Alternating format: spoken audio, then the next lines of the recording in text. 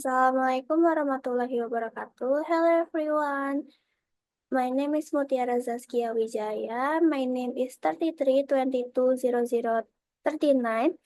And today I'm going to do my midterm exam for cross cultural understanding. It is presentation, and the title for the presentation is The Power of Language in Connecting Culture. This is the outline for today's presentation. The first is intercultural communication. Second is the relationship between language and culture. And last is case study. Intercultural communication is the sharing of information on different level of awareness and control between people with different cultural backgrounds. Intercultural communication is important in today's globalized world because of effective intercultural communication foster mutual understanding, reduce cultural conflict, and promotes cooperation. Without it, difference in value and norms can lead to serious misunderstanding. So when we communicate, we're not only conveying words, but also value, custom, and way of thinking that originate from our own culture. People from different culture also bring their own ways of understanding and interpreting message. The challenge in intercultural communication first is language barrier. Language barrier and difference in dialect frequently prevent clear message transmission and create misunderstanding. The second is different in communication style. The tone, speech, and vocabulary can create challenge between people from different culture. This because the style of speech in one country is not always appropriate or easily accepted in an international environment. And the last is language adaptation. People from different country or culture must adapt to the global variation of English, not just their local standard.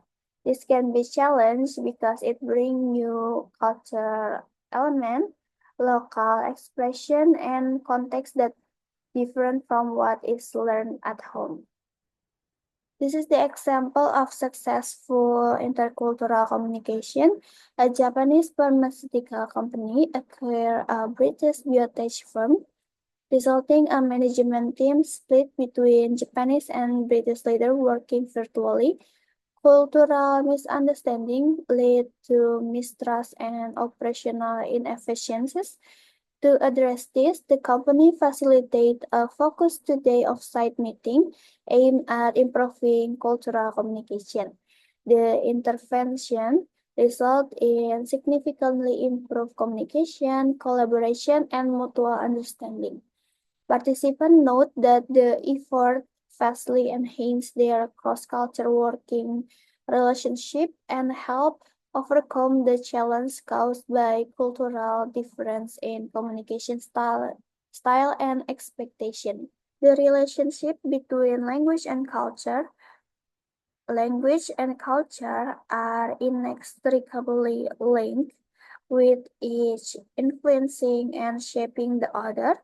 Language serves as a crucial medium for expressing and preserving cultural identity, norms, and value, enabling communities to maintain and pass down their heritage. So language is not only reflect the culture of a society, but also shape their mindset and behavior over time. This is the example. In Singapore English, particles like la, lor, and le show friendliness and informality, reflecting shared cultural value in terms of politeness. Some cultures prefer indirect expression, such as "would you mind," to show respect, while others value directness for clarity and honesty. The misunderstanding in cultural language. Communication failures between speakers of different cultural backgrounds often occur due to pragmatic failure when the intended meaning of a message does not align with how it is interpreted in another culture. This pragmatic matches lead to misunderstanding that disrupt effective interaction and may cause negative emotional reaction or damage relationship. This is the first case study. The scenario is a team of employees from Indonesia, Germany, and Japan are working together on a joint technology project. During the meeting, the German manager often gives direct feedback.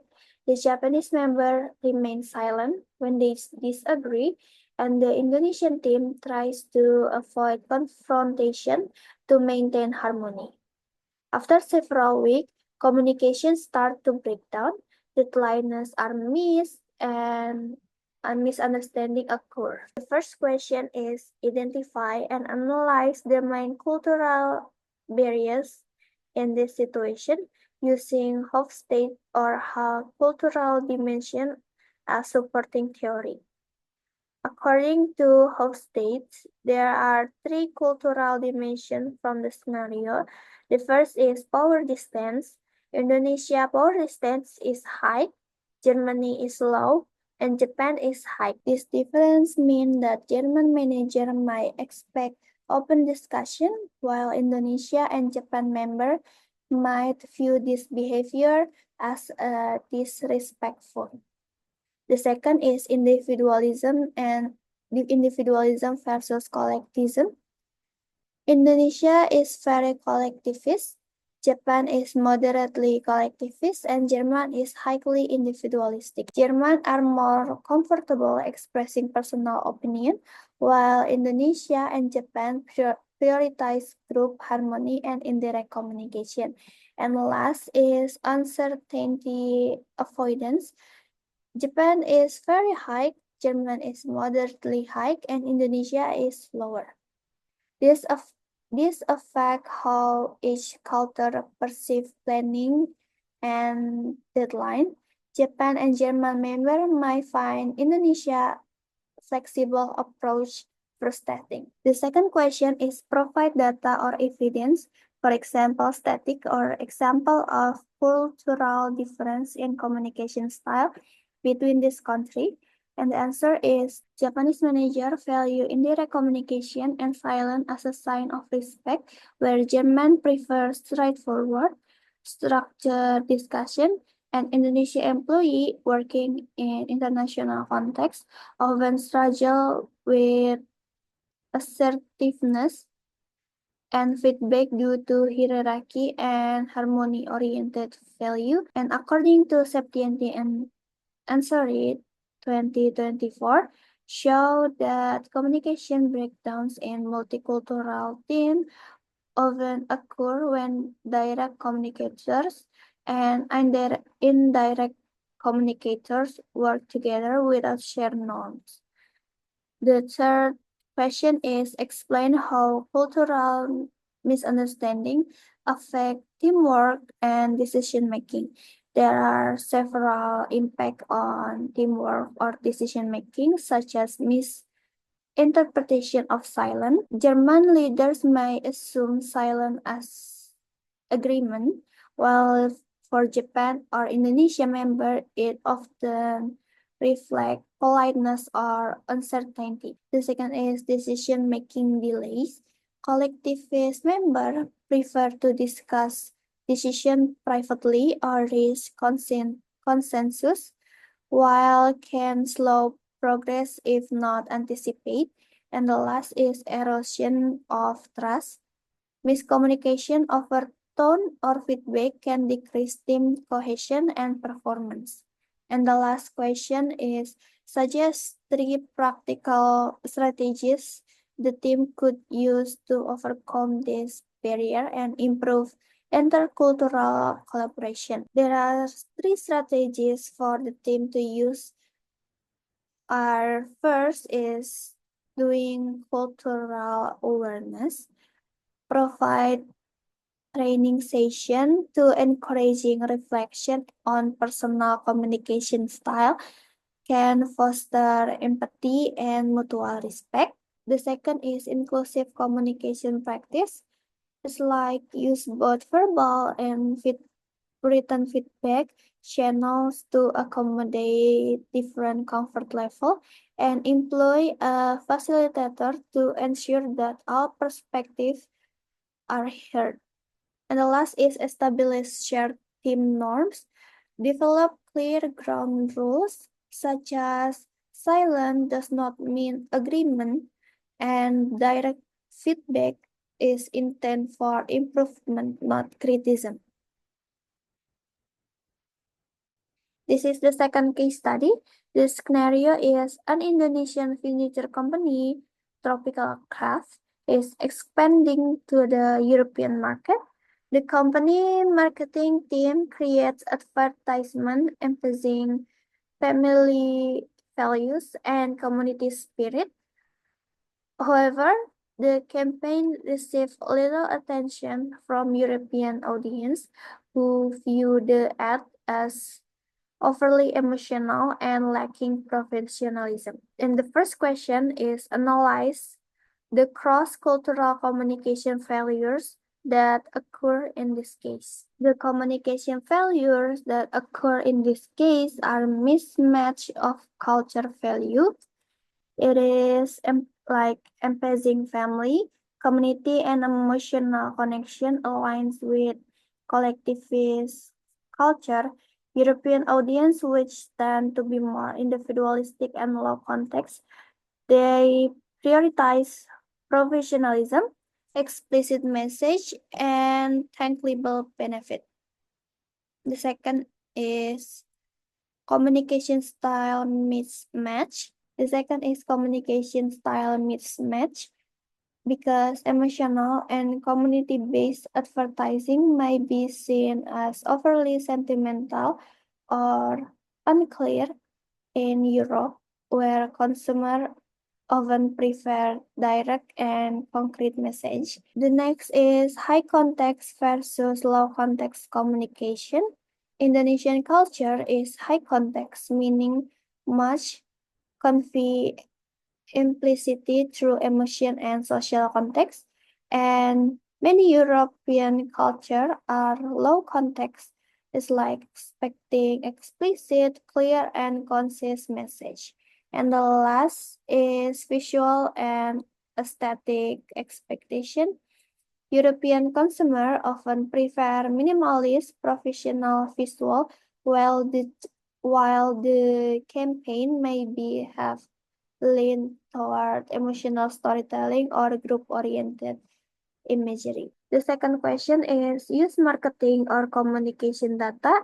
For example, difference in advertising preference between Asia and European to support your answer. People from low context culture, like many European countries, prefer clear, direct, and straightforward message, while high context culture, like Indonesia, are comfortable with implicit and emotional messaging. The third question is explain how cultural value such as collectivism versus individualism or high context versus low context communication influence the campaign effectiveness. Collectivism versus individualism. Collectivist culture respond positively to family and community-centered message. Meanwhile, individualistic culture respond better to message emphasizing personal benefit, self-expression, and uniqueness. The second is high context versus low context. High context, like Indonesia, relies on implicit emotional relation messaging, while low context, like many European countries, requires explicit, direct, and concise communication with clear benefit.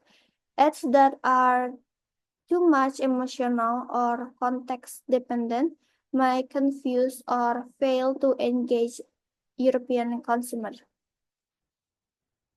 And last question is propose a revised marketing strategy that would be more culturally appropriate and appealing to European consumers. We can use adapt messaging and highlight personal benefit, like shift the focus from family and community to how the product benefit the individual and emphasize quality, design, and functionality which European consumers value the most. This is the third case study. The scenario is during a business negotiation between a US company and Arab client in Dubai. The American representative repeatedly checks his watch and maintains a wide personal distance. The Arab client interprets this behavior as impatient and disrespect, leading to a tense atmosphere and filed negotiation. The first question is identify the nonverbal communication issue that caused misunderstanding in the situation. The answer is there are several issues in this scenario. The first is checking the watch repeatedly. In Arab culture, this can be a signal of impatience or a lack of respect. Unlike in the US, time is often viewed more flexible and relationally rather than strictly by the clock. The second is maintaining wide personal distance.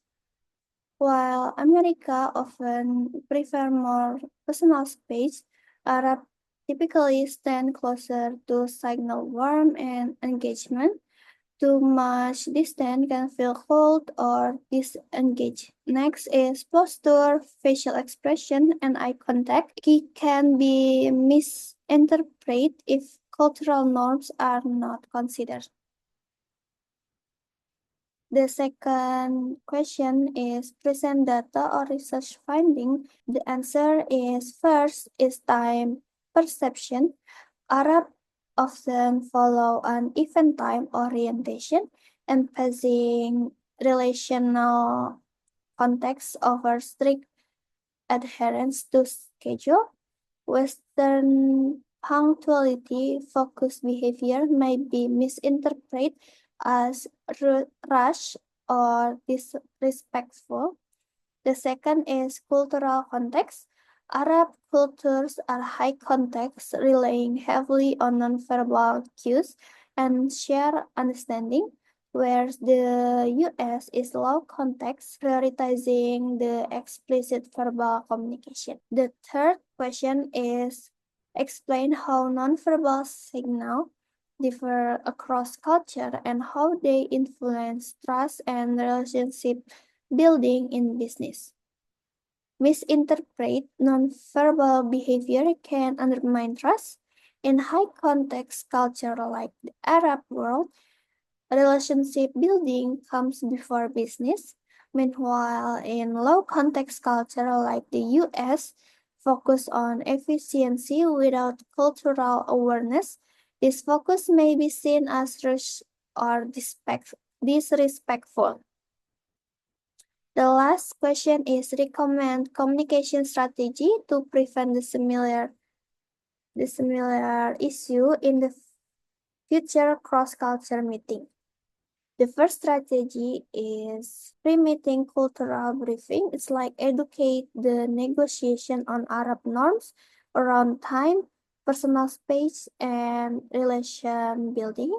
The second is modify nonverbal behavior. It's like avoid repeatedly checking the watch, stand a bit closer to show warmth, use open gesture, attentive posture, and cultural appropriate eye contact. And last is prioritize relationship building. It's like begin with small talk to build rapport and asking question like is the pace comfortable for you to show sensitivity? And this is the reference that I use for this presentation. This is the end of today's presentation. Thank you so much for the attention. See you in another project. Assalamualaikum warahmatullahi wabarakatuh.